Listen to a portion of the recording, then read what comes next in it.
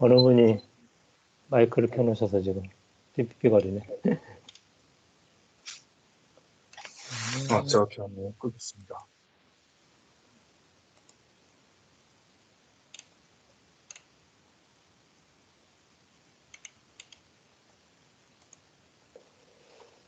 네, 오늘은 이제 비즈니스 모델 중에서 플랫폼형이고요.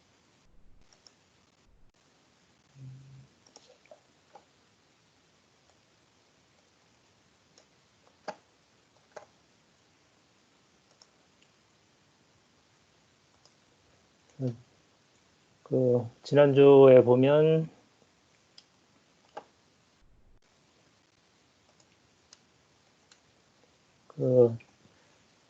비즈니스 모델 중에서 이제 가치 사슬형 3개를 했었고요. 가치 사슬 통합형인 자라, 요즘으로 치면 이제 수직 계열화라고 생각하시면 될 것 같고요. 그 다음에 가치 사슬 세분형, 기프가프, 이 유심 카드인데요. 통신사 중에서 이제 하나의 이제 가치 부분만 떼어내서 그걸 가지고 통신 사업을 하는 이제 기프가프. 그 다음에 가치 사슬 재정의형은 여기 힐티라고 있는데, 이건 이제 가치 사슬 여러 중에 있어서 임대 사업을 하는 형태로 가치 사슬을 이제 판매만 하는 그런 가치 사슬이었는데, 그거를 임대라는 새로운 개념을 정의를 새로 해서 만들었던 힐티, 요 3개를 이제 했었고요. 오늘은 할게 정보 흐름에 따라서 외향형, 내향형, 그 다음에 중개형, 요 3가지를 가지고 오늘은 할 거고요. 이 넷플릭스가 이제 여기 집합형에 들어가 있는데, 이건 제가 책을 쓴 거 가지고 정리해 놓은 게 있었거든요. 그거를 시간 되는 만큼 설명을 드리고, 짧게라도 말씀을 드리도록 하겠습니다. 여기 자료를 보다 보니까 이런 게 있더라고요. WFH. 혹시 WFH가 무슨 약자인지 아시는 분? 지금 코로나 사태로 인해서 벌어진 약어더라고요.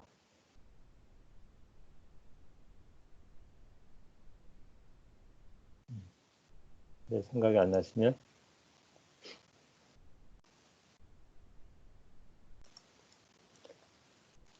예, 워크 프롬 홈이더라고요. 재택근무입니다.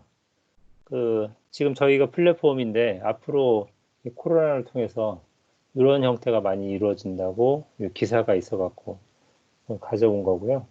여기 보면 제품이 아니고 장소가 이제 새로운 플랫폼이 된다, 이렇게 얘기를 해놨더라고요. 구글에 WFH 치시면 내용들이 조금씩 뜰 겁니다. 이 코로나로 인해 가지고 새로 이런 용어들이라든가 이런 플랫폼, 지금 현재로 보면 줌이 엄청나게 이 코로나 사태로 인해서 각광받는 플랫폼이 됐죠. 그동안에는 여러 가지 이런 온라인형 채팅 플랫폼이 있었지만 줌이 서비스가 되게 좋아서 줌이 엄청나게 이제 성장을 한 그런 새로운 기회를 잘 타고 갔던 것 같아요. 2011년에 이제 기업 공개를 했었는데 그동안에는 큰 성과가 없다가 지금 최근에 이 코로나로 인해서 성장을 많이 한 기업입니다. 그리고 지지난 시간에 이제 가치 사슬 얘기를 했었는데요. 제가 다른 자료를 보다 보니까 이걸 정리를 잘 해놓은 게 있어서 아주 설명을 더 드리려고 했어요. 그 전에 이제 제작, 유통, 소비자 이렇게 가는 가치 사슬이 있었는데 이 부분이 현재 어떻게 변화를 했는지 이렇게 그림으로 잘 설명을 해놨더라고요. 그래서 여러분들도 필요하실 때 이거 써먹으시면 될 것 같고요. 여기에 이제 관광, 문화관광연구원에서 이 자료를 낸 거고요. 이게 보면 제목이 콘텐츠 산업 제작 및 유통 구조 변화와 과제. 게임하고 뉴미디어 위주로 내용이 되어 있는데 이 그림이 아주 재미있게 잘 설명이 되어 있습니다.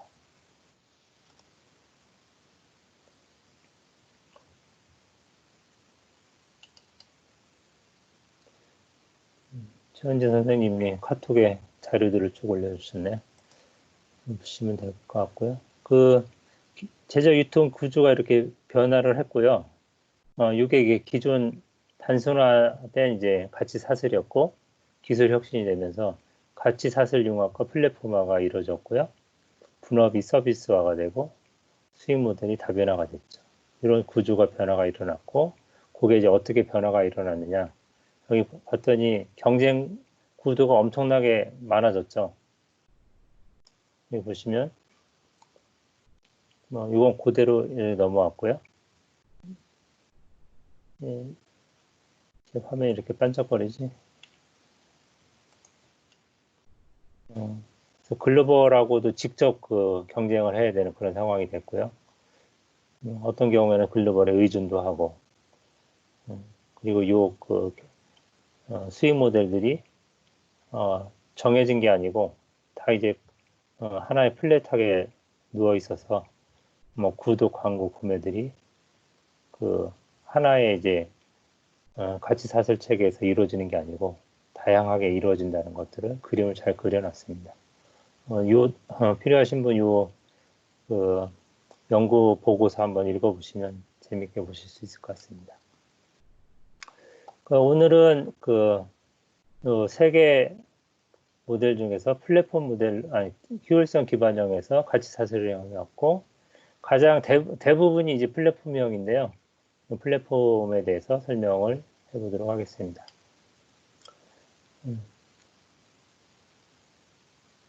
제 강의 파일 받으신 분들 이거 이제 컴퓨터에서 열으셔 갖고요. 한번 여기 좀 눌러주세요. 소리가 전달이 안 되니까 같이 이제 자기 PC에서 잠깐만 보도록 하겠습니다. 모든 분들 자기 PC에서 이 파일 열어가지고요. 얘 누르면 연결이 됩니다. 그러면 이거 해서 조금만 들어보세요. 한 4, 5분 그 정도 되시면 플랫폼이 어떤 것인지 설명을 김광석 사님이 설명하신 내용들이 좀 나올 겁니다.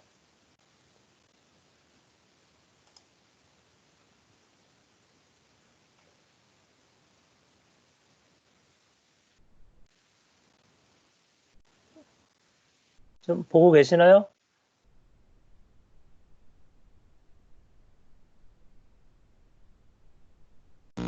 네, 네.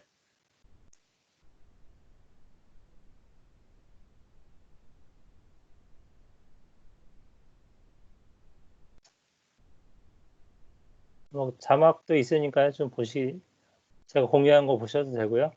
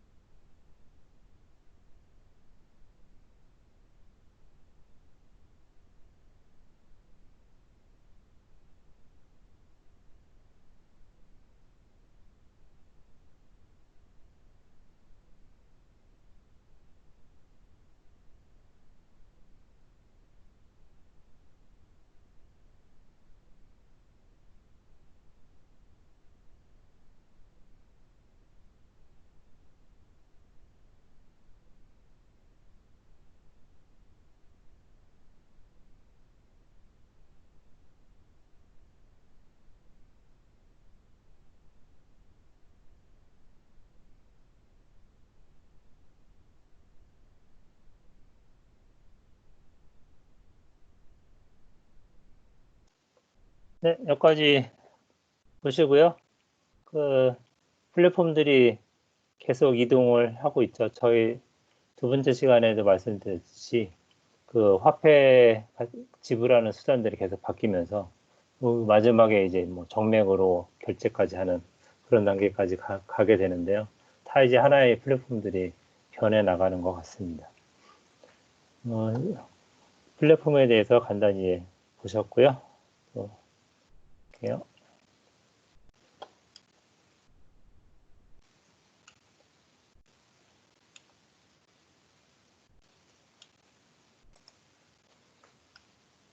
네. 그러면 이제 이 플랫폼과 관련해 가지고 다른 이제 게 있는데 비교가 되는 게 기존 거를 이제 파이프라인이라고 하고 새롭게 나오고 있는 것들을 이제 플랫폼이라고 얘기를 하거든요. 이런 것들을 이제 그 플랫폼 레볼루션이라는 책하고 플랫폼의 눈으로 세상을 보라 이런 책들이 있습니다.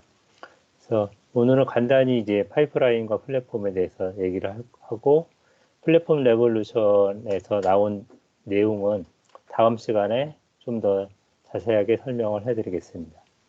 그래서 파이프라인은 선형적 가치 사슬을 가지고 있고 아까 그 가치 사슬이 기존 거하고 이제 변형이 됐다고 했는데요. 기존 것이 이제 선형적인 그런 가치 사슬을 갖고 있는 겁니다. 그래서 가치 이제 생산자에서 소비자로 일직선으로 흘러가지 않고 가치도 가고 반대로도 가고 뭐 이런 다양한 형식으로 산업이 변화를 하게 됩니다. 이 두 가지를 비교를 이렇게 해놓고 보면 그 파이프라인은 정말로 만들고 파는 그런 비즈니스 모델만 있다고 치면 플랫폼에서는 기존에 있는 거를 뭐 이렇게 합치고 저렇게 합치고 쪼개기도 하고 뭐 이런 다양한 형태로 이제 플랫폼을 만들어 가고 있습니다. 파이프라인에서는 기업 경계가 분명했는데 플랫폼에서는 기업이 구분이 없죠. 막 서로 기업과 합종 연행도 하고 도와도 주고 뭐 경쟁도 하고 이런 모델이고요. 파이프라인은 그냥 뭘 잡는다고 하는 것처럼 수렵형이라고 하면 플랫폼은 경략형이다. 이렇게 언어를 바꾸기도 합니다. 그래서 이건 닫힌 모델, 이거는 열린 모델. 여기 지배자 전략, 지휘자 전략. 뭐 수익 관리자, 여기 생태계 설계자. 단어들을 보면 대략 어떤 의미인지를 아실 수 있을 것 같습니다. 그래서 파이프라인, 플랫폼, 뭐 이렇게 구분을 할 수가 있습니다. 그래서 보면 이제 비효율적인 게이트키퍼가 다 사라져 버리죠. 게이트키퍼가 많아지면 그만큼 이제 선큰 코스트가 많이 들어가죠. 관리 비용이 많이 들어가죠. 네, 이 플랫폼 기업에 오면 이런 것들이 이제 없어도 그냥 플랫폼 하나만 열어놓으면 관리를 안 해도 그게 다 이제 사업이 될 수 있는 그런 형태가 됩니다. 이런 것들이 이제 뭐 킨들이라든가 코세라, 어버크 이런 기업들을 뜻하고 있고요. 그다음에 공급자 성격이 달라지죠. 에어비앤비 정말로 자기 스스로 호텔이나 뭐 숙박시설 하나도 갖지도 않고도 가장 큰 이제 호텔 체인을 갖고 있는 이런 것들. 뭐 유튜브도 자기가 뭐 요즘 만들기도 하죠. 유튜브 프리미엄이라고 그래서 만들기도 하지만 대체로는 이제 소비자가 올려놓은 걸 가지고 광고 붙여서 판매하는 이런 것도 있고요. 비키 여기도 처음에는 이제 만들지는 않았고요. 전 세계 모든 언어를 프로그램에 자막을 입히게 할 수 있도록 아이디어를 낸 거예요. 네, 그 자막의 퀄리티를 높이기 위해서 요즘에 직접 만들기도 합니다. 뭐 이런 것들을 갖고 있고요. 그다음에 품질 관리 방식이 달라지죠. 피드백을 통해 가지고 어떤 거에 문제 있다고 그걸 바로바로 바꿔주는 그런 형태도 있고요. 그다음에 기업 활동이 내부에서 외부로 이동한다. 여기 보면 이제 푸시형, 풀형 뭐 이런 얘기들을 많이 하잖아요. 일방적으로 내 제품이 좋다 이렇게 얘기하는 것보다는 소비자들이 그 제품에 대해서 좋은 평을 내주면 훨씬 더 잘 팔리는 이런 형태로 바뀌게 되고요. 여기 뭐 ERP가 있고 CRM이 있고 뭐 이런 형태로 이제 계속 바뀌어 나갑니다. ERP는 정말 전사적 자원 관리라고 해서 모든 자원을 이제 그 회사가 다 통제를 하게 되죠. CRM은 이제 고객은 밖에 있기 때문에 관리 대상이 안 되죠. 그거를 어떻게 하면은 소비자와 그 대화하면서 그 사람의 의견을 받아들이면서 관리를 하는지. 그리고 하나 더 나가면 오피스도 없는 형태로 다른 이제 외부 자원을 가지고 사업이 진행을 하고 있다. 이렇게 이제 플랫폼 기업이 되면서 바뀌어 나간다 이렇게 보시면 될 것 같습니다. 네, 먼저 이제 정보 흐름 방향에 따라 가지고 인사이드 아웃, 아웃사이드 인, 이 두 개를 먼저 할 건데요. 먼저 이제 그 정보 흐름 방향이 외향형, 내가 갖고 있는 거를 밖에 보내주는 겁니다.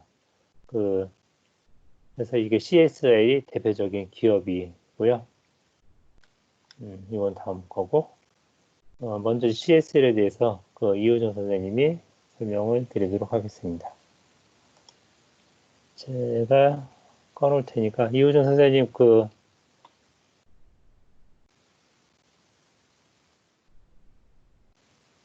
이호정 선생님 이제 그 화면 보시고요. 거기에 보면 그 왼쪽에서 그 중간쯤에 보면 공유라는 아이콘이 하나 있어요. 그 마이크 켜주시고요. 공유를 누르면 자기 그 화면 어떤 거를 공유할 건지 그거를 클릭을 하시면 다른 분한테 다 공유가 됩니다. 한번 해보시죠. 전가요? 예. 저 지금 방금 통화를 하다 와가지고, 그래서 잠시만요. 못 들으셨구나. 그러시면 예, 공유를, 그 중간에 공유를 네, 제가 누르시고 지금 핸드폰이랑 PC를 같이 켜놓고 있어가지고, 잠시만요. 네. 데스크톱.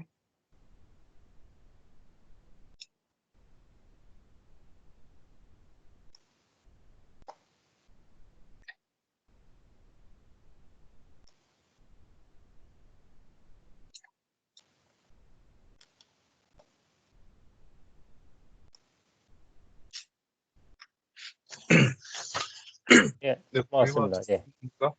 예.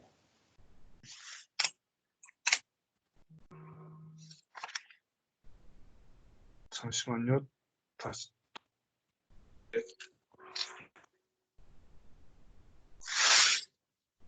들리시나요? 네. 네, 시작하겠습니다. 네, 네, 저는 이제 CSL이라는 제약 바이오 벤처 기업을 대해서 좀 설명을 드리려고 합니다. 그래서 이제 이 CSL은 라이선싱 아웃형이라는 이런 비즈니스 모델을 사용해가지고 이 교재에 실렸는데요. 이 라이센싱 아웃은 이제 의미는 라이센스에 당연히 그 해당 기업이 갖고 있는 기술력이고 이 기술이나 이제 지식재산권이 들어간 상품의 생산과 판매를 타사에 허가해 주는 것을 의미합니다. 특히 제약사들 사이에서 많이 쓰는데요. 반대로 라이센싱 인은 글로벌 대형사들이 가진 경쟁력 있는 기술을 들여오는 겁니다. 이 라이센싱 아웃은 기업이나 조직이 내부에서 모든 걸 하는 게 아니라 내외부를 모두 활용하는 개방형 혁신의 핵심이라 그럽니다. 뭐 가령 누군가 참신한 아이디어를 고안해내면은 다른 조직이 이거를 활용하고 죄송합니다. 상품화해서 시장에 출시하는 겁니다. 이 방법에는 이 라이선싱 아웃 유형은 세 가지로 크게 정리가 될 수 있습니다. 어, 바이오 벤처 회사에서 약을 고 이게 임상을 다 통과하기 전 단계에서 대기업에 넘기는 건데요. 이 제약 쪽으로 한정지어 보면은 일단 이제 이 신약의 후보 물질을 넘기기만 하는 순수한 라이선싱 방식이 하나가 있고요. 이게 제일 기본이 되는 아웃 라이선싱이고, 그리고 이제 아웃 라이선싱 이후에 후보 물질에 대해서 대기업이랑 이제 공동 개발을 진행하는 방식이랑 이 마일스톤 기반의 아웃 라이선싱 이후에 다시 또 일 라이선싱을 하는 방식으로 나뉩니다. 마일스톤은 다들 아시다시피 이정표로 이제 계약 체결을 한 다음에 이제 계약금을 일단 받고 개발 단계별로 성취도에 따라 받는 단계별 기술료로 분류가 되어 있습니다. 뭐 예를 들면은 사람 대상으로 임상하기 전인 동물 대상인 전임상 단계에서 얼마를 받고, 그리고 또 임상 1상, 2상, 3상 단계에서 얼마를 받고, 뭐 허가 신청 단계, 허가 완료 단계 등 이제 단계별로 성공 시에 받게 되는 금액이 정해져 있는 겁니다. 뭐 물론 그 전에 이제 이게 엎어져 버리면은 받기로 한 총 계약금을 못 받는 경우도 생기게 됩니다. 특히 이제 앞에 말씀드린 이 세 가지 방법 중에서 공동 개발이랑 마일스톤 기반 방식은 이 목표를 달성하는 과정, 약을 만드는데 목표로 하면 당연히 신약을 성공적으로 출시하는 거겠죠. 이 과정에서 이제 다국적 대기업과 의사 교류를 통해서 경험과 이득을 공유할 수 있다는 장점이 있다고 합니다. 그러니까 이 벤처의 기술력과 대기업의 자본을 결합하는 건데요. 이 바이오 제약 산업 같은 경우에는 신약 개발에 대한 역할 분담과 리스크 최소화라는 가치가 제공되는 겁니다. 보통 신약 개발까지는 굉장히 많은 시간 걸리고 그 와중에 중간에 임상이 실패할 수 있는 그런 위험도 크지 않습니까? 저기 바이오 벤처 기업들은 특히 자본이 적고 하니까요. 그리고 마찬가지로 자본이 갖춰진 대기업도 상품을 계속 생산을 하면서 연구 개발까지 투자를 하기가 쉽지 않은 상황에서 이 양쪽의 이해관계가 맞아떨어진다는 겁니다.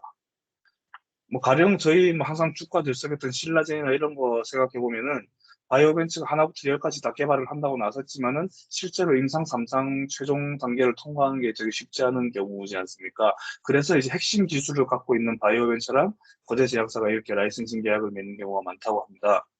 벤처기업 혁신에 이제 경제적 비용만 아니라 벤처기업들은 혁신 과정에 소요되는 시간도 대폭 단축을 시켜준다는 장점이 있어서 비단 바이오 벤처뿐 아니라 다양한 기술 분야에도 적용이 가능한 모델이라고 합니다. 넘어가서 CSL에 대해서 좀 알아보겠습니다. CSL은 호주 바이오 벤처 기업으로 책에 따르면 유사 바이러스 입자 기술을 라이선싱 아웃했고 이 다국적 제약 기업인 머크가 이 기술을 이용해 가지고 연구 개발이랑 임상 시험을 거기서 거쳐서 이 자궁경부암 예방 백신인 가다시를 시장에 내놔서 이제 대박을 친 겁니다. 이게 세계 최초로 암에 대한 예방 백신이라고 그러더라고요. 이게 좀 TMI를 말씀드리면은 요새 코로나19 때문에 이야기가 많이 나오는데 이 바이러스 유사 입자 기술, VLP라고 그러는데요. 이건 뭐 나노미터 크기의 작은 입자로 바이러스랑 같은 구조를 갖고 있어서 체내에 투입되면은 이제 바이러스가 침투했을 때처럼 면역 체계를 작동시켜서 이제 이걸 감염병을 예방하는 백신으로 사용하거나 유전자 치료법의 도구로 활용될 수 있다고 합니다. 여튼 이 CSL이 이 바이러스 유사 입자라는 그 기술을 가지고 있어서 이제 임상 1상 단계에서 전임상이 끝나고 사람에 대한 임상 1상 단계에서 머크에게 넘겨주고 머크는 상용화를 성공하고 이제 가다시릴을 내놔서 시장을 석권하게 된 거라고 합니다. 이제 여기서 이제 라이선싱 아웃의 핵심이 나오는데요. 핵심 기술을 보유하고 있는데 이걸 어떻게 증명할 거냐. 논문이랑 국제 특허가 굉장히 중요하다고 합니다. 이번 CSL 같은 경우도 바이오 관련 기술 관련 특허를 다수 보유하고 있어서 이렇게 수월하게 가다시를 완성하고 머크랑 계약까지도 잘 될 수가 있었다고 합니다. 가능한 한 많은 특허랑 논문 같은 게 중요한 이유가 바이오 벤처 분야에는 초기 단계의 아이디만 가지고 시작하기 때문에 되게 많은 기업들이 진입할 수가 있습니다. 여기서 이제 대기업의 눈에 들려면이라는 표현은 좀 이상하긴 한데, 대기업이 구미가 당길 수 있게 해주려면은 좀 장점을 부각시키기 위해서 이제 특허나 논문 같은 거를 그런 수단으로 사용할 수 있을 것 같습니다. 그래서 이제 한 바이오벤처 대표, 프로셀이라고 이 바이오벤처가 있는데, 한 10여 년 전에 이미 이야기를 하면서 이 CSL 모델을 예로 들더라고요. 이분이 이제 가라실만 해도 CSL이 이렇게 돼서, 어, 되게 성공을 했다. 근데 이렇게 하기 위해서는 이제 두 가지가 필요한데, 한 손에는 네이처급 논문을 들고 있고, 또 다른 손에는 국제 특허를 이제 들고 나서야 된다고 이제 강조를 하게 됩니다. 이 대표가 이제 강조를 하는 게 다양한 이런 분야의 원천 기술들을 이렇게 대기업에 라이센싱 아웃 하는 게 중요하다는 겁니다. 뭐 임상 단계를 거쳐서 팔면은 그 과정에서 동그라미 하나가 더 붙게 팔 수가 있고, 그러니까 10배 이상으로 팔 수가 있지만 우선은 전임상 전에라도 최대한 라이선싱 아웃에 주력하고 단계적으로 나가는 게 중요하다는 입장이었습니다. 비슷한 사례가 있는데요. 이제 차세대 의약품으로 꼽히는 마이크로바이옴 기반에서 신약 개발해서 국내 업체들이 발빠르게 움직이고 있다는 소식입니다. 미국이나 호주 등 해외에서 속속 임상에 나서고 있고요. 그리고 아까 말씀드렸던 머크 같은 경우도 똑같은 라이선싱 아웃으로 해서 이제 국내 기업들도 그렇고 해외 유망 바이오 벤처들의 마이크로 바이옴 기반 신약 기술을 사들이고 있다고 전해집니다. 이건 교재에 나오는 내용인데요.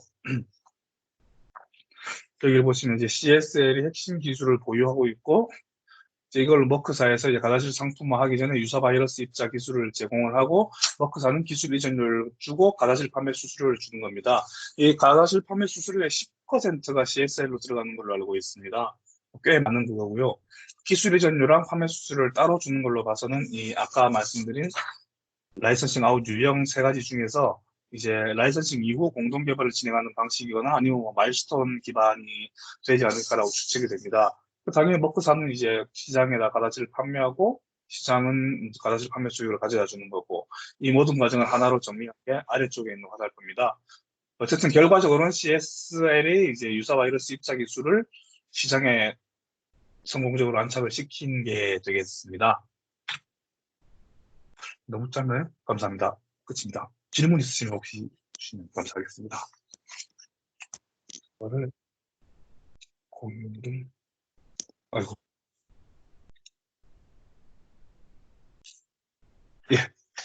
예. 고생하셨습니다. 아주 발표를 잘 해주셨는데요. 궁금하신 거 있으면 여쭤보시죠.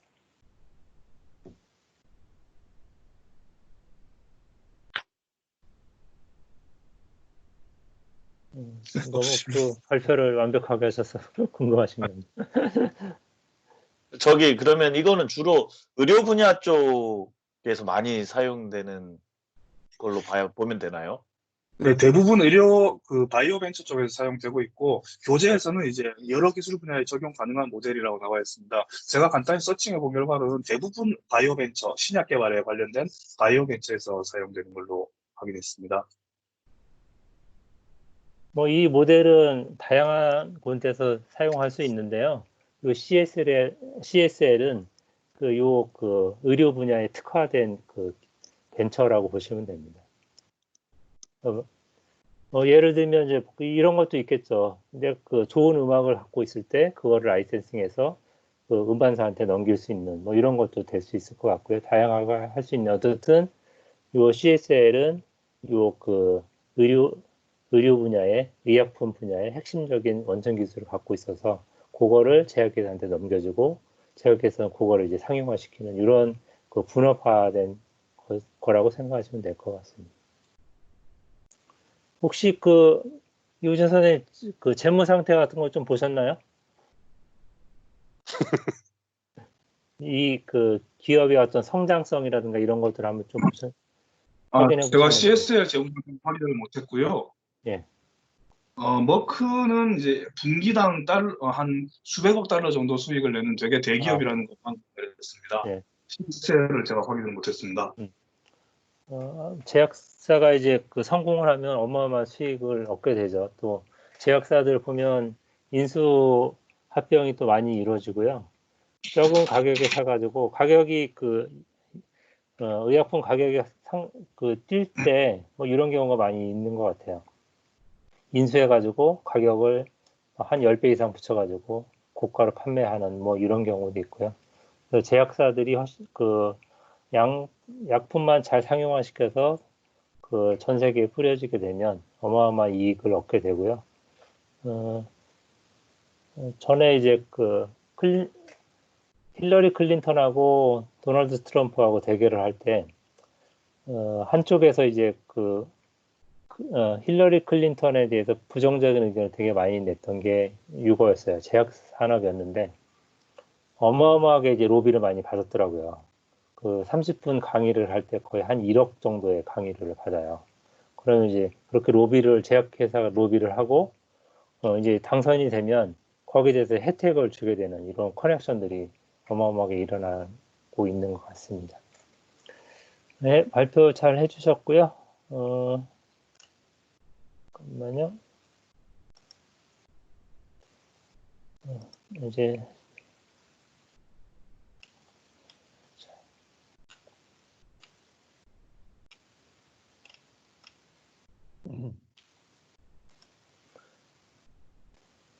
다음에는 이제 허핑턴 포스트로 시작을 했는데 지금 이름은 이제 허프 포스트로 바뀌었죠. 이건 이제 내향형이에요. CSL은 외향형이라고 그러면 자기가 갖고 있는 라이센스를 밖에를 줘서 이제 협업을 한다고 치면 그 허프포스는 반대입니다. 밖에 있는 자원을 내부로 끌어들여서 같이 이제 그 협업을 하는 그런 형태라고 보시면 될 것 같습니다. 이거는 저기 어느 분이 하기로 했었죠?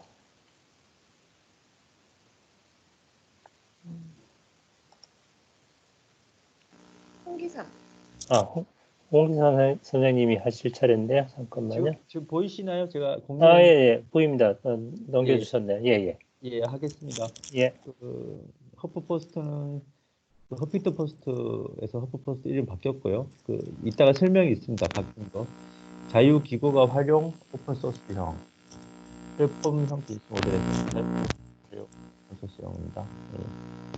이거는 그 허프포스트 미국 홈페이지 며칠 전 코로나 바이러스 관련해서 시위하고 있는 소리가 약간 울리나요? 네, 소음 어. 들어와요. 예, 지지직거려요, 지지직. 예, 그렇죠. 왜 그러지? 저만 켜고 다른 분은 꺼야 되는 거 아닌가요? 다 끄셨는지 확인 한번 해볼게요. 이거는 저기 미국판이고요. 그 들어가 보니까 굉장히 뭐랄까 느낌이 굉장히 단순한 홈페이지 느낌이었습니다. 그리고 이건 한국판이에요. 허프포스트 한국판. 뭐 허프포스트 한국판도 뭐 미국판하고 비슷하게 홈페이지 구성을 이렇게 약간 비슷한 컨셉. 그러니까 이거는 미국, 이건 한국인데 약간 느낌 비슷하더라고요. 한번 들어가 보시면 될 거예요. 근데 헛포스트 한국판 들어가면 좀 썰렁해 보입니다. 왜냐하면 다른 홍 선생님 잠깐만요. 예. 공유가 안 되고요. 예. 지금 파워포인트 허프포스트 제일 앞장만 보이고 있어요. 아, 그래요? 예. 왜 그러지? 공유를 지금 홈페이지를 보여주시려면 다시 홈페이지를 다시 공유시켜 주셔야 돼요. 아니 이거 슬라이드 쇼인데 슬라이드 안에 있는 그거든요. 오른쪽이 링크가 아니. 슬라이드. 메뉴 슬라이드 쇼. 매일 슬라이드 쇼를 하고 있는데. 아니, 지금 뭐 보기. 허프포스트만 보입니다. 이거 움직이는 게 안 보여요? 네. 왜 그러지? 다시 껐다 다시 한번 켜주실래요?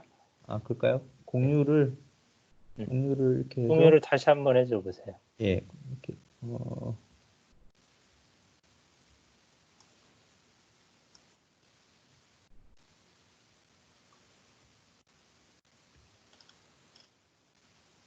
이건 보이시나요?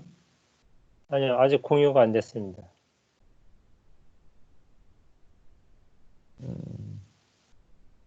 잠깐만요. 최은주 선생님이 이쁜 딸내미가 왔다 갔다 하시는 BBC 방송 뉴스 나가는 것 같아요.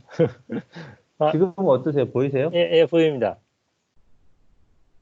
슬라이드 쇼를 한번 해주실래요, 그러면? 예, 지금 했습니다. 슬라이드 쇼는 안 보이는데.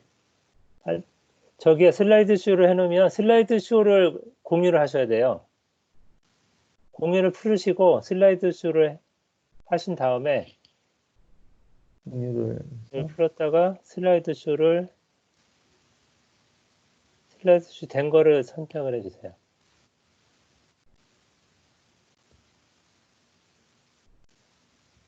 왜 없지? 어딘가 있을 거예요.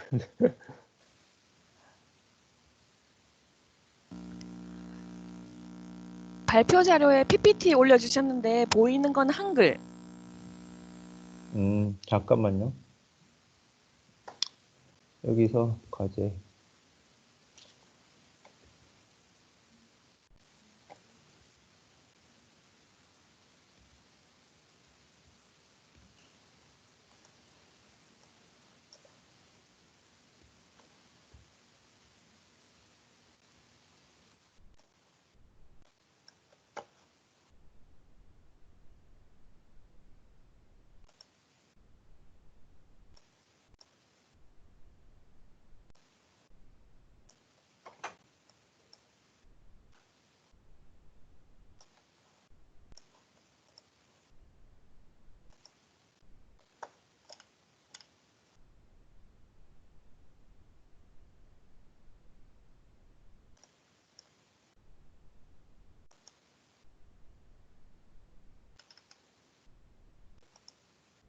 그러면 제가 저 공유했는데요.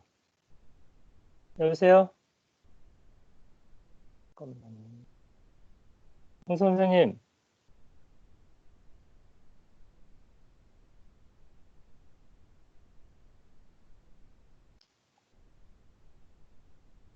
홍기자 선생님, 안 들리세요?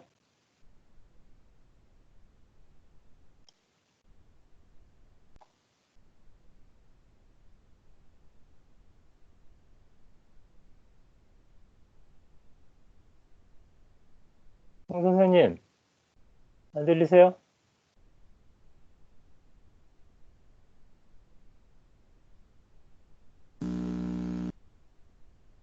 아까 나간다는 메시지가 나온 걸 봐서 지금 이 방에 없는 듯합니다. 아, 여기 계신데 지금? 그런가? 나가셨었나?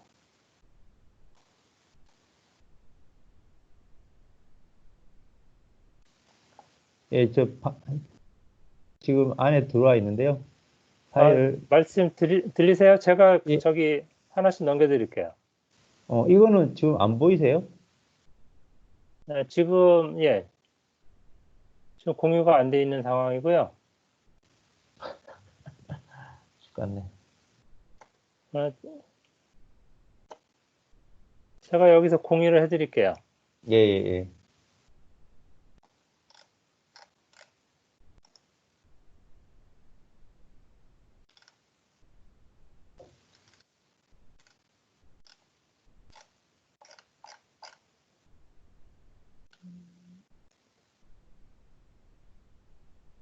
보이시나요? 예, 예, 예. 하나씩 얘기하시면 제가 맞춰서 넘겨드릴게요. 예. 예.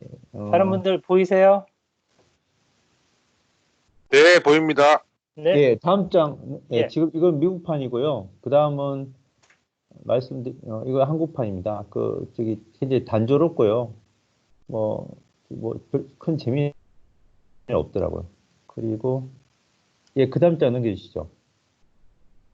근데 좀 깜빡했는데, 지금 괜찮습니다. 포스트는 자유기구가를 활용하는 비즈니스 모델인데요. 그러니까 다른 기자가 기사를 쓰는 게 아니라 다른 데서 기구가들이 그걸 활용해서 홈페이지를 만들어서 기사를 뉴스 사이트를 만든 건데요.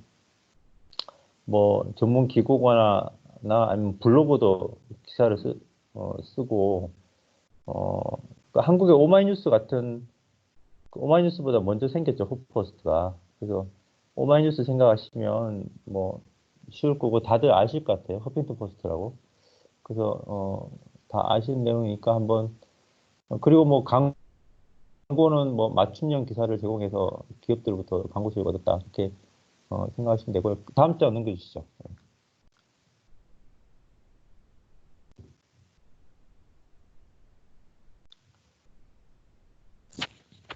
이게 헛포스트가 2005년에 창간이 됐고요. 2011년 인터넷 기업인 AOL이 헛포스트를 3,400억 원에 인수를 했다는 사실을 이번에 알았어요. 3,400억 원. 그래서 저도 참 깜짝 놀랐는데 엄청 당시 큰 금액이네요. 뉴욕타임즈를 제치고 미국 언론사 방문자 1위였다고 합니다. 그리고 2015년 다시 브라이존이 AOL을 인수한 상태. 그러니까 지금 주인은 통신업체 브라이존이죠. 그러니까 우리나라 SK텔레콤 같은 데가 주인이고요. 창립자였던 허핑턴 아리아나가 떠나면서 그 허핑턴 아리아나 떠나서 이름을 허프포스트 바꿨습니다. 허프포스트 바꾼 것도 최근에 제가 알았는데 이거 하면서 알게 됐는데 스플래시 카드라고 지금은 우리나라 언론사들도 엄청 많이 활용을 하고 있는데 이때 스플래시 카드라고 새로운 어떤 형태의 기사를 보여주는 걸로 많이 관심을 끌었다고 합니다. 그래서 포스트를 간단하게 다시 요약을 하면 2005년에 창간해서 AOL에 이 3,400원 인수했다가 다시 브라이존이 인수를 한 상태다. 그리고 창업자는 떠났다. 그 정도면 되겠습니다. 다음 장 넘겨주시죠. 예. 여기 그림을 좀 보면요. 이 책에 있는 그림인데 허포스트가 왼쪽은 보면 글 쓰는 사람, 오른쪽은 독자, 그리고 위쪽은 광고주입니다. 그래서 그 기고자를 보면 뭐 아까 말씀드렸듯이 그 블로거도 있고 사회 저명 인사한테 공짜로 원고를 받아서 저기 뭐 원고료가 안 된다 그런 설명도 있을 거예요. 그리고 다른 언론사 기사들도 뭐 뉴욕 타임즈나 그런 기사들도 허포스트에 많이 제공이 돼서 독자들한테 그 많이 기사 의견이 가고 그리고 의견도 왔다 갔다 하는 피드백도 굉장히 활발해서 뉴스 사이트에서 굉장히 저기 큰 화제를 불러일으켰다. 광고 같은 경우에도 뭐 언론사 사이트인데 광고 수료인데 허브포스트가 지향했던 것은 직접적으로 광고를 광고 채널을 허브포스트 안에 대기업들이 활용할 수 있는 걸 독자적으로 줬다. 뭐 그런 걸로 많이 재미를 봤다고 합니다. 예, 다음 장 넘겨주시죠. 지금 여기 설명해 보면 네이티브 광고라고 있는데요. 이 네이티브 광고를 그러니까 그 홈페이지에 어떤 섹션을 그 기업에 내어주고 직접 실을 내용을 작성하게 하는 네이티브 광고. 지금 우리 언론사 사이트도 이렇게 많이 하고 있습니다. 근데 이때는 허포스트가 저기 처음으로 한 거라고 이렇게 알려져 있고요. 그리고 뭐 기사를 무료로 제공받기 위해서 받기 때문에 원고료나 기자 양성 비용이 들지 않는다. 뭐 그런 수익 공식상 이점이 있다. 뭐 그런 게 있습니다. 예, 다음 장 넘기겠습니다. 경쟁력이라고 하면 그 SNS에 공유를 하게 해서 그 허포스타라는 매체력이 처음에는 강하지 않았지만 SNS 활용해서 기사가 많이 페이스북이나 뭐 트위터나 그런 데 많이 돌게 만들어서 그때 경쟁력이 커졌다. 그리고 사실 뭐 이건 지금 우리 언론사 다 하고 있는데 이때 허포스트가 굉장히 이걸 많이 활용해서 재미를 많이 봤다. 그러니까 지금은 뭐 페북 통해서 기사를 많이 보잖아요. 근데 그 당시에는 페이스북이 그 우리나라에서 그렇게 많이 쓰지도 않았고 그리고 그랬는데 이 허포스트는 트위터나 페이스북이나 뭐 그런 걸 통해서 굉장히 기사 공유를 많이 돼서 우리나라의 포털의 영향력 우리는 그게 뭐 많이 잡혀 있지만 허포스트는 뭐 그 SNS 통해서 많이 그 매체 영향력 확장시켰다. 그때는 이게 굉장히 생소했는데 뭐 지금은 우리나라 언론사도 다 이거 하고 있는 거지만요. 선도적으로 이거 했기 때문에 성공을 했다고 그런 생각이 듭니다. 예, 다음 장 보시죠. 제가 좀 흥미가 있었던 것은 미국 허포스트도 허포스트인데 한국 허핑턴 포스트가 굉장히 그 흥미가 있었는데요.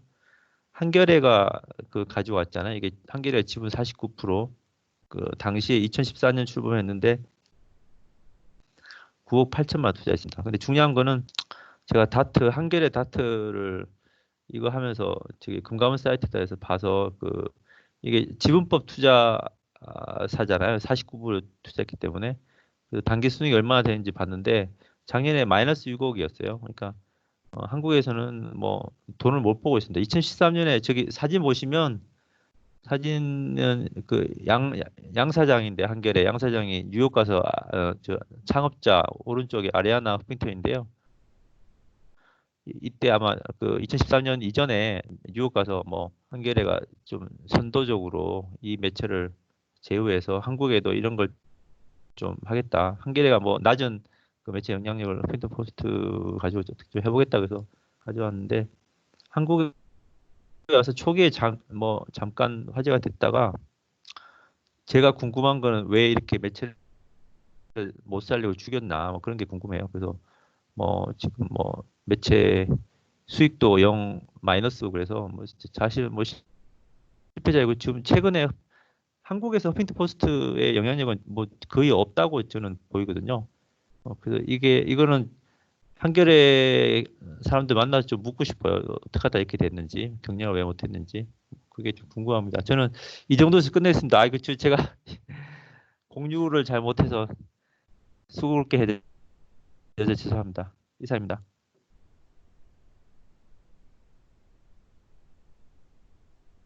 교수님 목소리 안 들려요. 자, 궁금하신 거 있으면 질문들 해보시죠.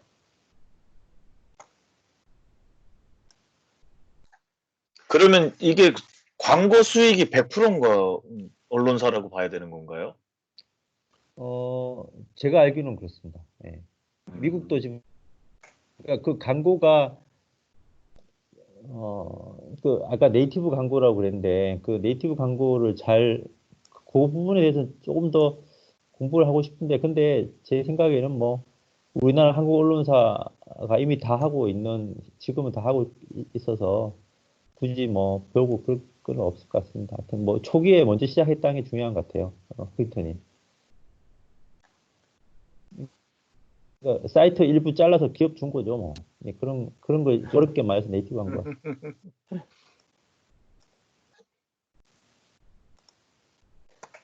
네, 그런 부분도 있는 것 같고요. 어쨌든 이게 그 필진들을 외부 사람들을 이제 전문가들을 써서 그,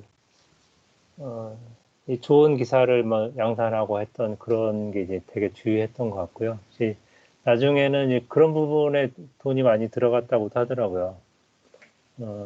유명인들을 데려올수록 기사 가치가 증가를 하고 많이 보게 되잖아요. 예. 그런 부분에도 일정 정도는 뭐 투자를 하다가 좀 그 비용 구조가 많이 안 좋아졌던 그런 경우도 있다고는 했던 것 같아요. 비슷한 게 이제 그 허프포스트도 있고 버즈피드도 있고 그 레딧도 있고 다양한 이제 그 기사 애그리게이션 하는 그런 사이트들이 있는데 새로운 아이디어를 내서 시작을 했던 것이 주요했던 것 같고요. 여기가 잘 되니까 나머지 한국의 언론사들도 이런 모델들을 다 쫓아서 했던 그런 것 같습니다. 그러니까 이제 비즈니스 모델을 보면 자기만 할 수 있는 게 있어야 되는데 여기서 하나 하면 옆에서 또 바로 베껴가기 때문에요. 얘만 고유한 가치를 계속 가져가기가 쉽지 않았던 거는 같습니다. 초기에 저도 몇 년 전까지만 해도 이 허핑 포스터 하면 기사들 되게 많이 봤던 것 같은데 요즘엔 별로 안 보이는 것 같아요. 네. 그런 이유로 뭐 작년에 6억의 뭐 적자를 보고 이랬던 것이 아닌가 그렇게 생각이 됩니다. 네, 고생을 하셨고요. 또 네. 다음에 감사합니다. 교수님 질문이 하나 있는데요. 네, 우리가 지금 공부하는 이런 것들이 비즈니스 모델로서 좀 특허의 보호를 받는 기업도 있을 거고 보호를 받지 못하는 이런 비즈니스 모델도 있을 것 같은데 네. 뭐 그런 것들을 좀 구분할 수 있나요? 좀 비즈니스 모델만 갖고는 그 보호받기 참 어려울 것 같아요.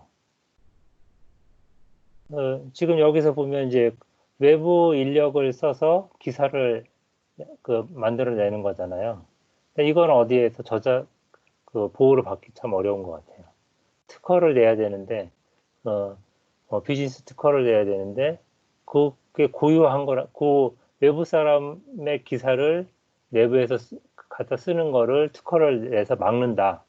그러면은 너무 그 표현의 자유 뭐 이런 것들이 자유를 제한하기 때문에 그 특허를 분명히 안 내줄 것 같아요. 그죠? 뭐 그런 부분 때문에 단순히 비즈니스 모델만 갖고는 특허가 내기가 어렵고 특허를 내려면 그 비즈니스 모델이 나만 할 수 있는 그런 어떤 고유한 뭐 그런 특성을 갖고 있어야 인정을 받을 수 있을 것 같습니다. 네, 알겠습니다. 그 웹툰 같은 경우에도 똑같잖아요. 웹툰 작가들이 그려서 내 플랫폼에 실는 거를 비즈니스 모델이라고 만약 했으면 그 다음에 그걸 다 막아버리면 너무 직업의 자유, 어떤 표현의 자유 이런 걸 다 막아버리는 거기 때문에 그런 비즈니스 모델은 인정받기 좀 어려울 것 같다는 생각이 듭니다. 답이 됐나 모르겠네요. 네, 잘 들었습니다. 네. 그러면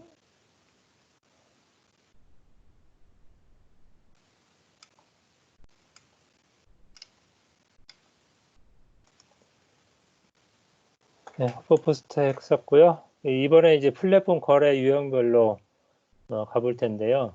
제품형, 다면형, 집합형 이렇게 있는데 요 그림이 이제 초기에 나왔던 그림이고 이 형태가 이제 집합형이 더 많아지면서 집합형을 먼저 가도록 하겠습니다.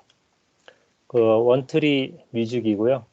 이것도 이제 그 여러 그 음악 라이센스를 갖고 있으면서 서비스하는 그런 부분이고요. 그러면서 여기서 이제 특화된 거는 CCL이라고 그래서 크리에이티브 커먼즈 그 라이트 해서 이제 요 표현들을만 지켜주면 그런 이제 그 콘텐츠들을 쓸 수 있도록 이렇게 표현을 해주는 겁니다. 많이들 보셨을 겁니다. CC, 그다음에 이거는 그 CCL을 표시를 한다는 뜻이고요. 저작권 표시, 사람, 그다음에 이거는 영리 목적은 안 된다고 달러 이제 적어놨고요. 이건 변경 금지, 통일성 유지라고 그래서 변경 금지가 있고요. 그다음에 이건 똑같이 공유를 해야 된다. 뭐 바꾸지 않고 이런 표현들을 이렇게 자기가 저작권을 프리를 해주는 대신에 이런 것은 꼭 지켜야 된다. 그런 것을 갖고 얘기를 한 거고요. 원트리 뮤직에서 음악에 이제 저작권이 풀려 있는 것들을 모으거나 아니면 저작권 일부 사가지고 그거를 이제 그 라임덕이라는 서비스 플랫폼으로 공유를 서비스를 하는 이런 사례고요. 이런 부분이 되게 많죠. 넷플릭스도 이따 뭐 설명을 드리겠지만 처음에는 그 모든 콘텐츠를 어그레이션 해서 서비스하는 그런 거를 했다가 지금 이제 모델이 바뀌었죠. 그러니까 초기에 이런 모델들이 꽤 많이 있었던 것 같아요. 이건 다음에 할 거고 여기 고승일 선생님이 다음에 이제 예, 저도 설명 좀 해주시죠. 이게 공유가 잘 됐으면 공유부터 먼저 누르고 하는 겁니까? 어떻게? 예, 그 위에 화살표를 누르시고요. 예, 그 다음에 공유하실 윈도우를 클릭을 해주시면 됩니다. 된 건가요? 예, 됐습니다. 예. 예, 시작하도록 하겠습니다. 뭐 제가 세 번째 발표자라서 좀 피곤들 하실 텐데 인내심을 갖고 들어주시기 바랍니다. 이게 아주 재밌는 거였어요. 아마 좋으실 것 재미는 같습니다. 있었는데요. 제가 이거 그때 과제물 고르는 과정에서 네. 아무 생각 없이 고르는 바람에 좀 애를 먹었습니다. 이게 그러세요? 원트리즈 뮤직이라고 해서 예. 사실 이것이 외국 기업인 줄 알았는데 찾아보니까 우리나라 스타트업 벤처 기업이더라고요. 그래서 시중에 나와 있는 뉴스 자료도 좀 적고 그래서 좀 애를 먹었습니다. 그리고 이제 그랬었어요. 예. 원트리즈 뮤직이 제가 입에 잘 안 붙는데 사실 이게 저는 계속 윈트리즈 뮤직이라고 지금 발음이 돼서 제가 이거 프레젠테이션 하는 과정에서 말이 조금 헛나갈 수도 있을 거라는 좀 양해 말씀드립니다. 여기 첫 장에 나와 있듯이 원트리즈 뮤직은 B2B 형태로 서비스를 제공하는 그런 기업체입니다. 상호에서 알 수 있듯이 음원이 컨텐츠입니다. 그럼 비즈니스 모델은 어떤 것이냐? 비즈니스 모델 한번 보시면요. 오픈 소스 저작물 중개형으로 되어 있습니다. 오픈 소스라면 이제 무상으로 원천 소스가 공개되는 형태가 되겠죠. 이거를 그러니까 창작자, 저작권자로부터 엔드 유저한테 중개해주는 인터미디어리 같은 형태로 사업을 영위하는 거라고 보시면 됩니다. 근데 이제 오픈 소스라고 하니까 이 사람은 봉이 김선달 같이 이거 대동박물 팔아다가 그냥 막 돈 버는 거 아니냐 이렇게 생각할 수 있는데 제가 이걸 좀 조사해 보니까 대동강도 좋고 파는 사람도 좋고 엔드 유저도 좋은 뭐 이런 모두가 윈윈하는 구조의 사업 형태를 갖고 있다. 이렇게 저는 결론을 내렸습니다.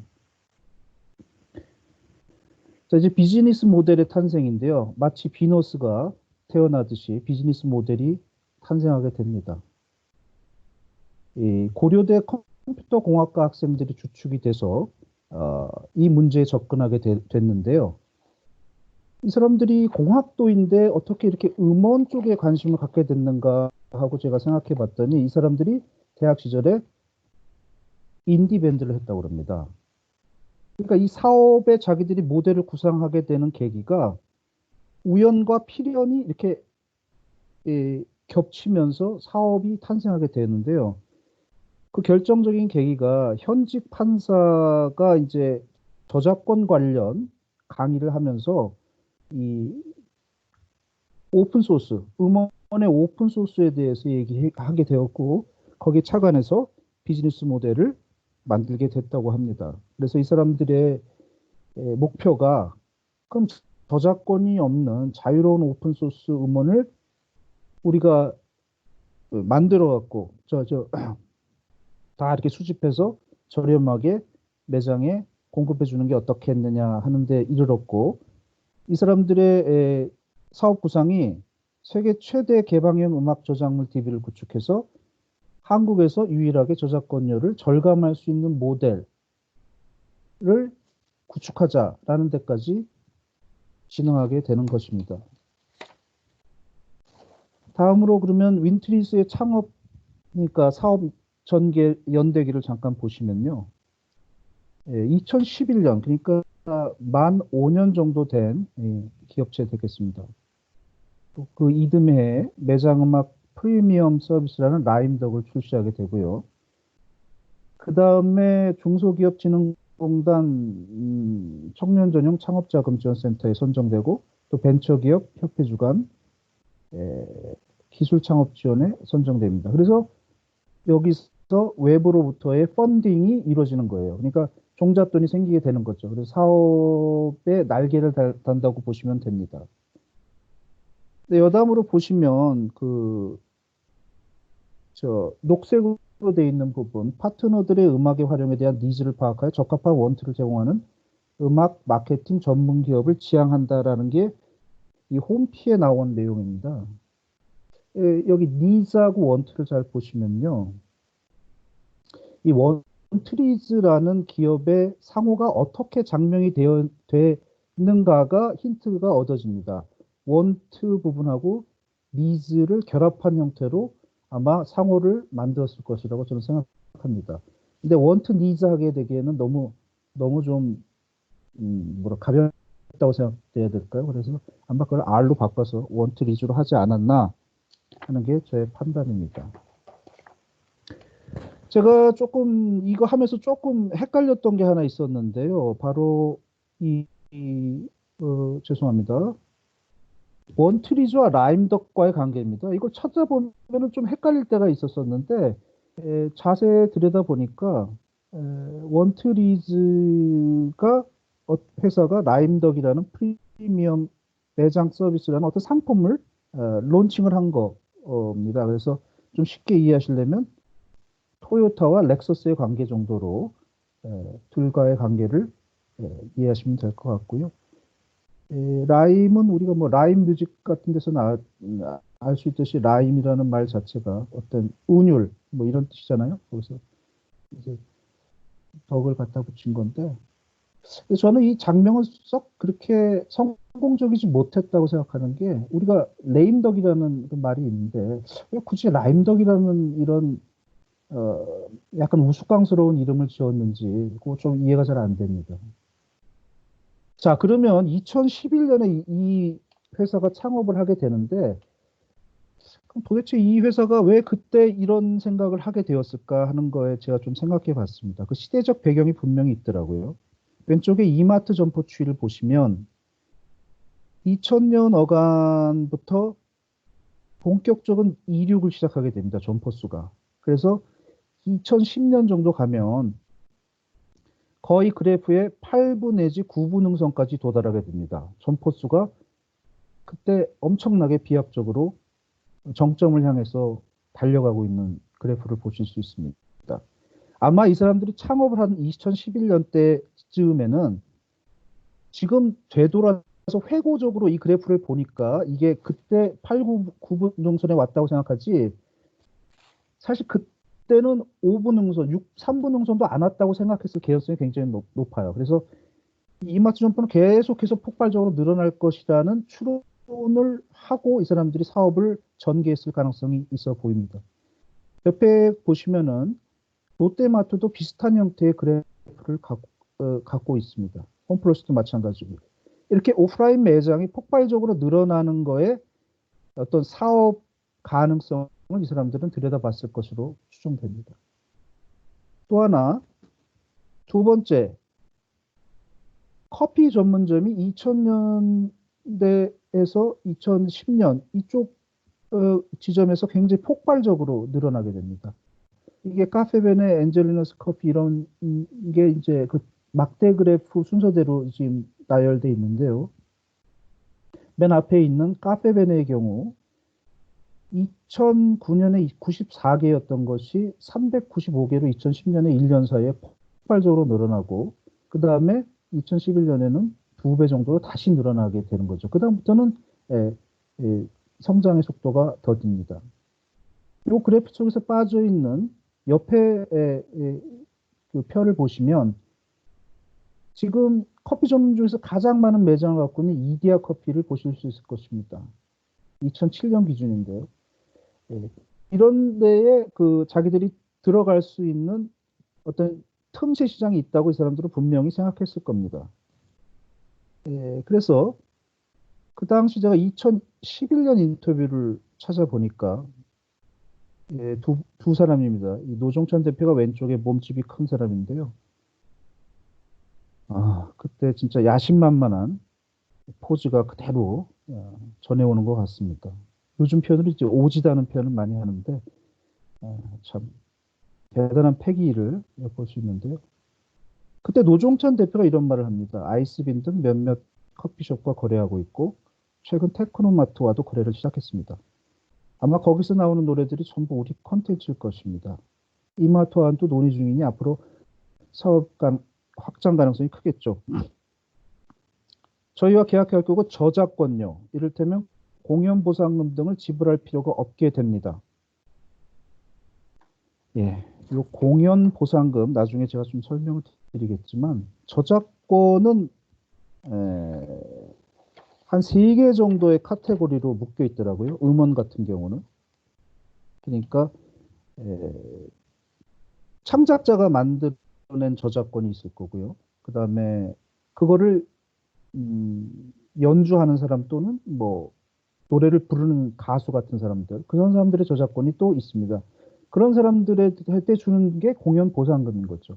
근데 저작권으로부터 자유로는 음원을 갖고 있으면 이런 부분들을 다 저작권료로 그 거품에서 빼니까 결국은 그 스트리밍하는 그 금액만 내면, 전송받는 금액만 내면 매장에서는 그래서 싸게 그 음원을 공급받을 수 있는 거죠. 그런 쪽에서 경쟁력을 갖춘 게 이 원트 리즘 뮤직입니다. 그래서 조금 반복되지만 핵심 제공 가치를 보면 아까 교수님께서 설명드렸듯이 부분적으로 CCL이라는 음원, 이 Creative Commons License라는 건데요. 여러분들 PPL은 많이 들어보셨지만 이 CCL이라는 거는 익숙치 않으시죠? 이거는 우리가 면허라는 게 뭡니까? 내가 이렇게 하는 거를 너한테 허한다는 거잖아요. 살인 면허하면 네가 살인을 해도 좋다는 면허를 주는 거잖아요. 마찬가지로 네가 어떤 조건 하에서 이 음원을 사용하면 내가 문제 삼지 않겠다라는 음원들이 있는 겁니다. 이게 2000년부터 세계적으로 이제 태동이 시작돼 갖고 우리나라는 2005년도에 들어왔다 그러는데 이게 2011년 한 6년 후에 사업적인 모델로 등장하게 되는 것입니다. 그래서 이 원트리즈 뮤직이 착안한 게 전 세계적으로 그 당시에 가장 많은 음원을 갖고 있었던 CCL의 저수지와 같은 자멘도 뮤직이라는 하고 손을 잡게 됩니다. 이 자멘도 뮤직이라는 게는 특이하게도 룩셈부르크라는 나라에서 발원한 기업인데요. 이 기업체에서 하고 이 원트리즈 뮤직이 독점 계약을 맺게 되는 거죠. 그러니까 국내에 CCL 뮤직을 받아와서 매장에 뿌릴 수 있는 독점적인 계약을 하게 됩니다. 그래서 우리가 이제 자멘도 뮤직 같은 경우도 개인한테는 음원들을 공짜로 주지만 이런 기업체들한테는 일정 부분, 기업체나 단체들은 일정 부분 돈을 받고 준다고 그러더라고요. 그러니까 이를테면 원트리즘 뮤직이 매출을 일으켜서 영업이익을 내면 그 영업이익 일부를 자멘도가 가져가고 자멘도는 자기가 반을 가져가고 또 그 CCL을 공급해준 그 원천 소스의 창작자들한테 주는 겁니다. 그러니까 서로 도움이 되는 거겠죠.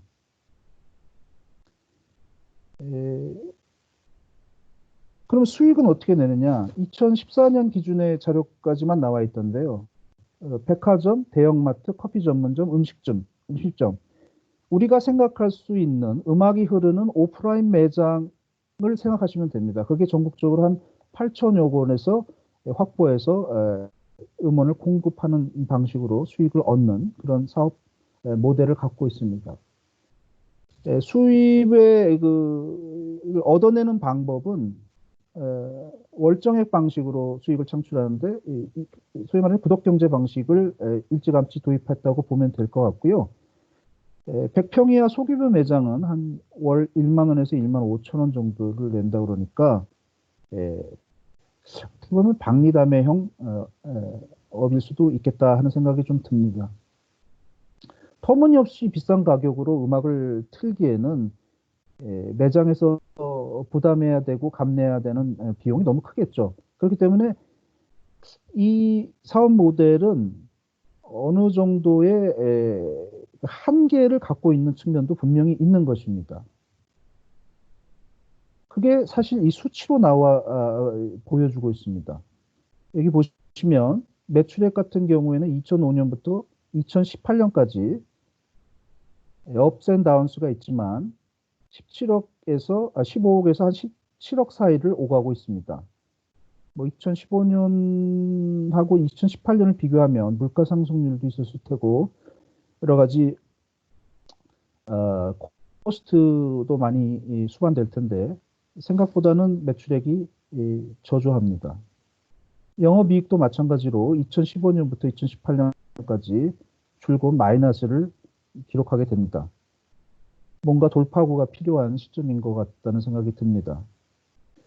그래서 이런 와중에 2015년부터 이렇게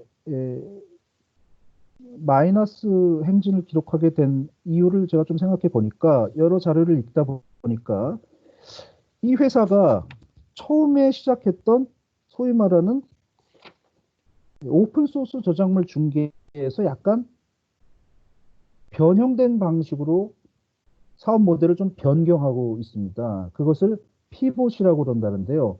사업 목표를 조금 전환해요.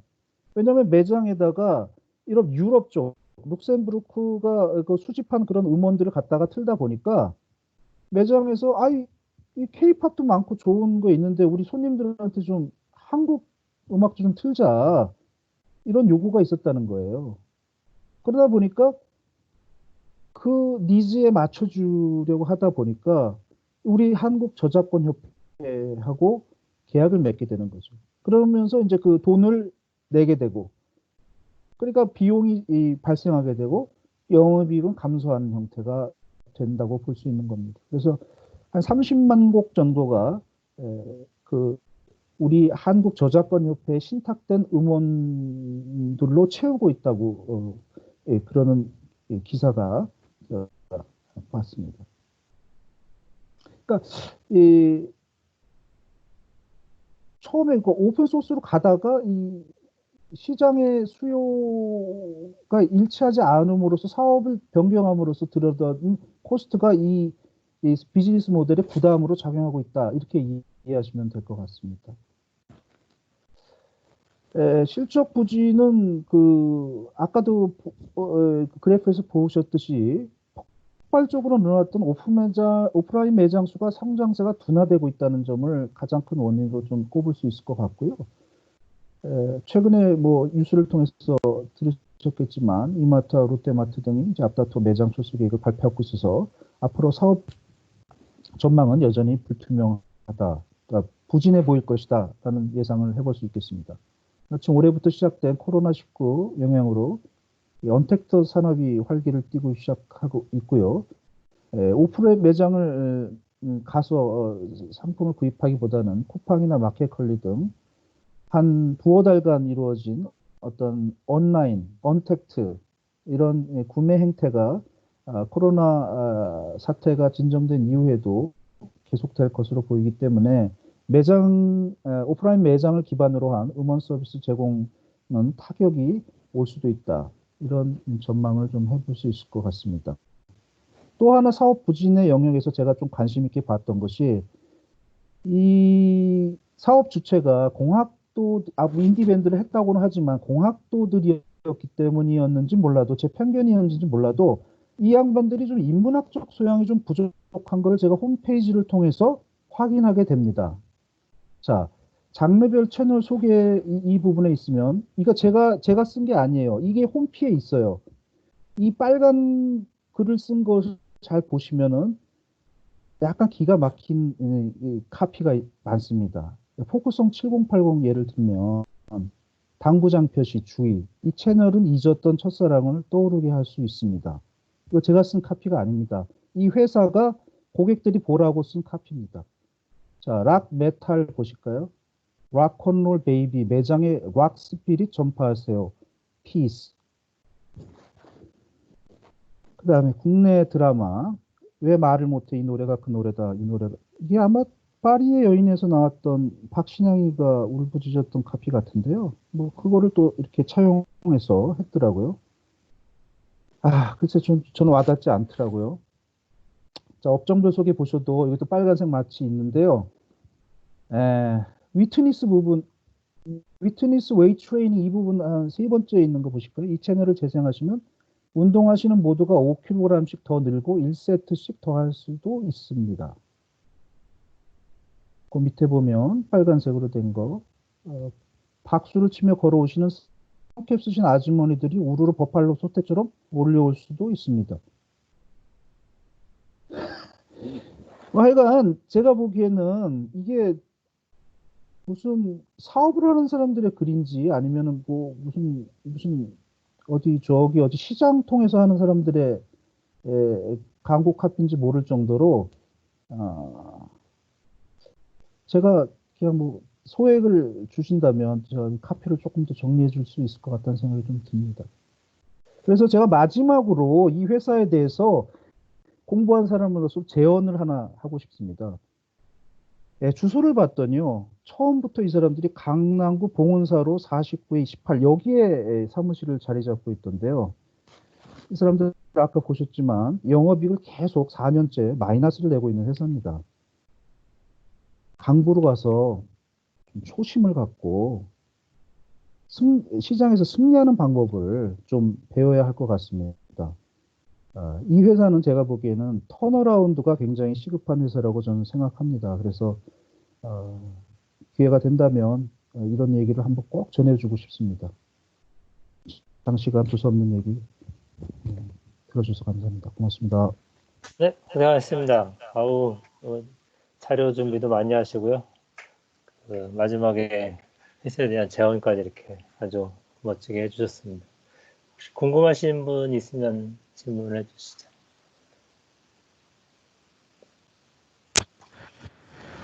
혹시 이 회사가 그 초심을 잃지 않고 그 저작권 협회에서 유료 음원들을 뭐 사업 제휴를 통해 가지고 이제 수익이 이제 마이너스 나는 그 전환점이 됐던 것 같은데, 그냥 그 무료 음원들 소스들을 모아서 제공을 하고 또 수많은 창작자들한테서 그런 음원들을 제공을 받아서 그 사람들한테 같이 수익을 나누던 아까 지금 그 대동강물 팔아가지고 했던 그 수익 모델로 했었으면 이 회사가 성공했었을 것 같으십니까? 글쎄요, 시장을 거스르는 사업이라는 게 가능하지 않을 거라고 보고요. 우리나라 그 K-팝이 우리 팝, 그러니까 이제 미국이나 이런 쪽의 팝 뮤직을 제압하기 시작한 게 2000년대 중반이라고 그러더라고요. 그러니까 K-팝 한류라고 할 정도로의 그 폭발적인 인기가 시작된 것이. 그러다 보니까 매장에서 듣고 싶고 구매력을 이 충족시킬 수 있는 음악이라는 것 자체가 한국 음악이 결핍된 상태에서는 가능하지 않다. 그러니까 이 사람들이 그 오픈 소스에 천착한 거는 사업의 그 틈새 시장을 공략하는 데는 주요했지만 그 사업을 전개하는 과정에서 부닥칠 변수를 충분히 감안하지 못했다라는 생각이 좀 들고요.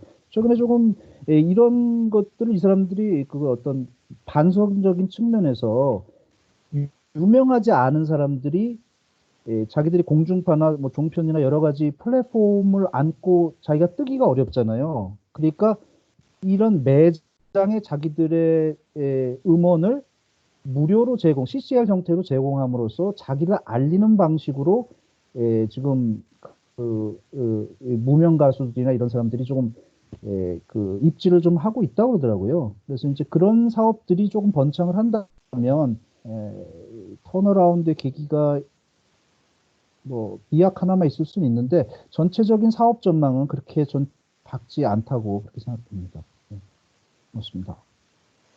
네, 고생하셨습니다.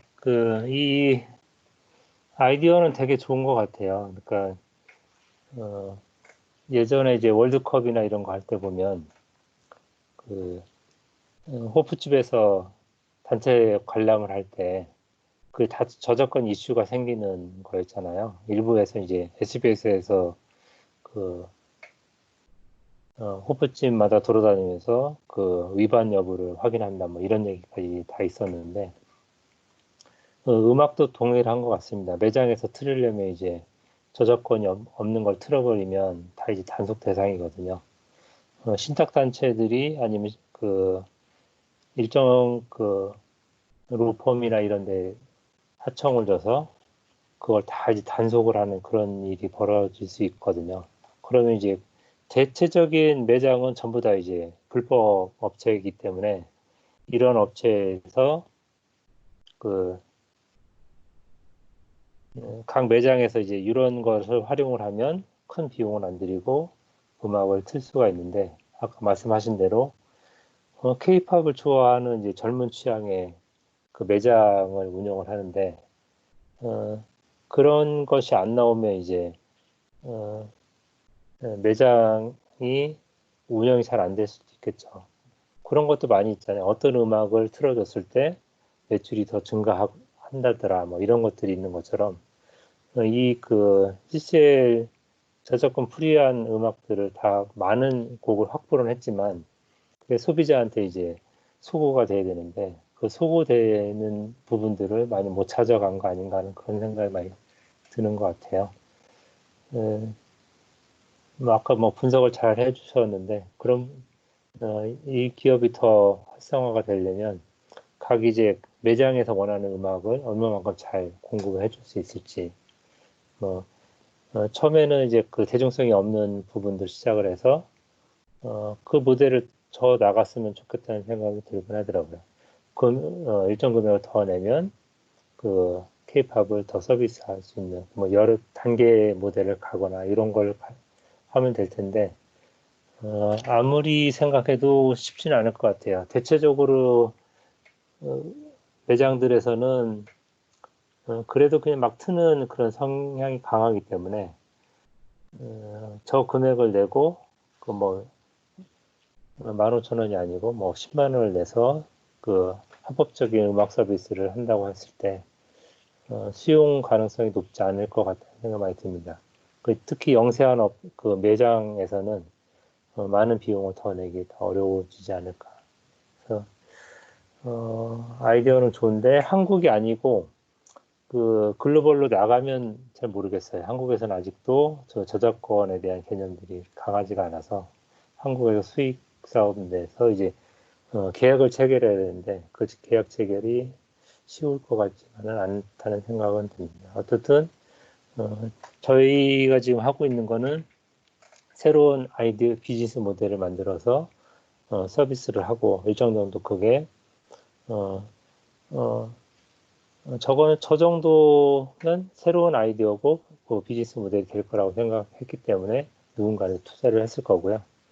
그게 잘 될 수도 있고 안 될 수도 있지만 그런 부분들은 저희들이 그 리뷰를 하는 거기 때문에 이렇게 보시면 될 것 같습니다.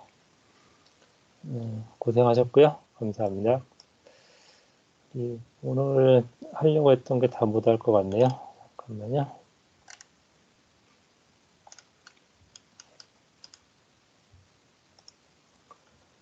은트리 위저까지 했고요. 이거를 설명을 좀 드리려고 했는데 오늘 시간이 안 될 것 같아요. 시간이 기회가 되면 다음에 하도록 하고요. 여기를 클릭을 하시면 제가 이거 2월 달에 이제 제가 참여하고 있는 모임이 있는데 거기서 발표를 해달라고 해서 했던 거고요. 한 18분짜리로 편집이 된 게 있는데 시간 되시는 분 한번 들어보시고요. 다음에 시간이 되면 다시 설명을 드리겠습니다.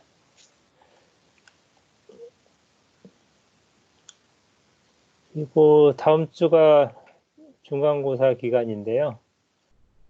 제가 처음부터 말씀을 드렸듯이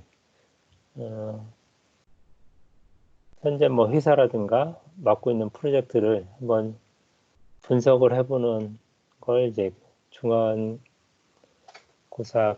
과제로 정했었어요. 그래서 뭐 수학 분석이라든가 마이크로포터의 5C 모델을 가지고 고민을 한번 해보시라고 과제를 냈고요. 원고지 30명이기 때문에 양은 많지는 않습니다. 되는 만큼 이제 하셔가지고 여러분들이 생각하는 회사 아니면 생각하는 아이템 이런 것들 아니면 생각하는 어떤 회사 이런 것들을 가지고 분석을 해보시면 좋을 것 같습니다. 고성희 선생님 같은 경우는 지금 이렇게 분석을 많이 해놓으셨기 때문에 폼 안에다가 정리를 해주셔도 될 것 같고요. 하여튼 이거 가지고 한번 해보시면 좋을 것 같습니다.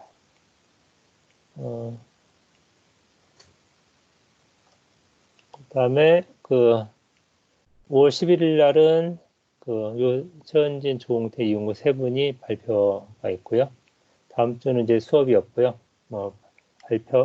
과제물만 월요일 날 내주시면 될 것 같습니다. 하고 아까 말씀드렸듯이 플랫폼 에볼루션에 있는 걸 가지고 좀 설명은 더 구체적으로 드리도록 하고요.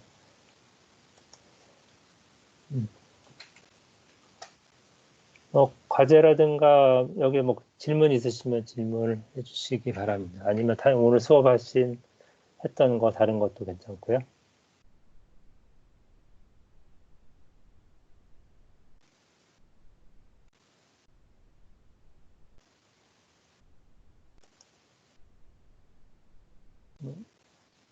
하실 말씀 없으신가요, 아무도?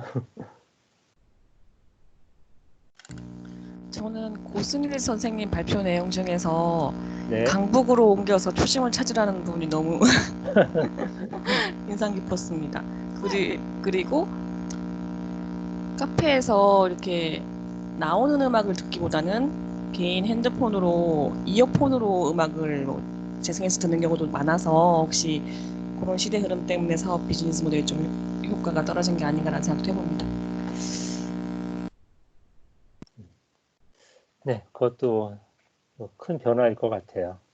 예전에는 매장의 음악도 듣고 그랬는데 지금은 이제 특히나 애플에서 나온 에어팟 있잖아요. 요거를 다 귀에 꽂고 다니기 때문에 다른 걸 안 듣는 것도 있는 것 같습니다. 송영석 선생님 늦게 오셨는데 하실 말씀 없으신가요? 네네네. 늦게 오긴 했는데, 이제 네. 다른 분들 발표를 잘 들었고요. 저도 이제 발표를 하면은, 저렇게 해야 되겠구나. 이렇게 생각했습니다. 네, 멋있습니다.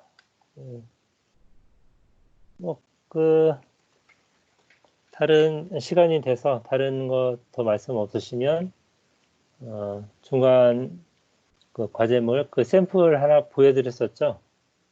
초기에 그런 형태로 준비를 하시면 될 것 같고요. 네, 오늘 고생 많으셨고요. 다음 주 과제물도 내시느라고 또 바쁘실 것 같은데 하시고요. 그 다다음 주에 뵙도록 하겠습니다. 네, 고생하셨습니다. 수고하셨습니다. 예. 수고하셨습니다. 재밌었습니다. 수고하셨습니다.